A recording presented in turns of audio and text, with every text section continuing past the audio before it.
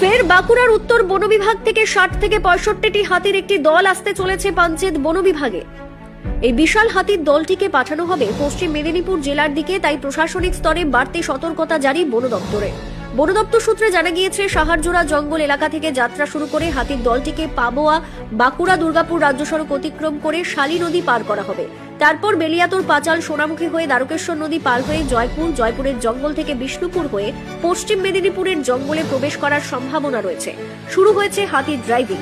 আর এই হাতির দলটিতে হাতির সংখ্যা আনুমানিক 58 থেকে 63টি। এই হাতির দলটিকে বন দপ্তরের পক্ষ থেকে ড্রাইভিং করে নিয়ে আসা হচ্ছে।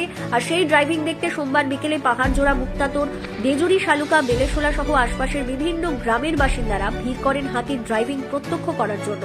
বরজোড়া রেঞ্জের রেঞ্জার সৈয়দ সফিউর রহমান জানান, গত প্রায় 3 মাস ধরেই হাতির দলটি বিভিন্ন বনাঞ্চল ও গ্রামীণ এলাকায় ঘোরাফেরা করছে। পরিস্থিতি নিয়ন্ত্রণে রাখতে বন দপ্তরের কর্মীরা সার্বক্ষণিক নজরদারি চালাচ্ছেন এবং আশপাশের এলাকায় করা হচ্ছে মাইকিং, রাখা হয়েছে বাড়তি সতর্কতা।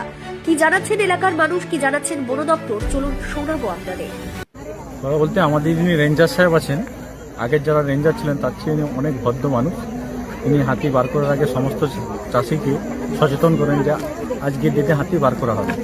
যাদের সমস্ত জমিতে ধান বাইরে পড়ে আছে তারা 2-3 দিনের মধ্যে ধান আপনারা ঘরে ঢুকিয়ে নেন, যাতে কোনো মানুষের ধানের ক্ষতি না হয়। সেই জন্য উনি মাইকিং করে 2 দিন আগে জানিয়ে দেন আজকে হাতি বেরোবে এই জঙ্গল থেকে। আপনার নাম? আমার নাম অজয় কুমার। আর গ্রামবাসীদের কি বলবেন? গ্রামবাসীদের যেটা ফরেস্ট ডিপার্টমেন্টও খুব সচেতন, বা আমাদের প্রশাসন আইসি সাহেব, তারা সবসময় চাইছেন যাতে লোকজনের ভিড়টা কম হয়, হাতিটা বেরিয়ে চলে যায়। কারণ পাবলিক থাকলে হাতির হয়তো সেখানে বেরাতে একটু অসুবিধা হয়, তারা তো ভয় পায়। সেই জায়গাতে গ্রামবাসীকে বলবো বেশি ভিড় না করে আপনারা সেফটি জায়গায় থাকুন, সেফটিভাবে থাকুন, হাতির দূর থেকে দেখুন, ফরেস্টারকে ফরেস্টারের মতো কাজ করতে দিন।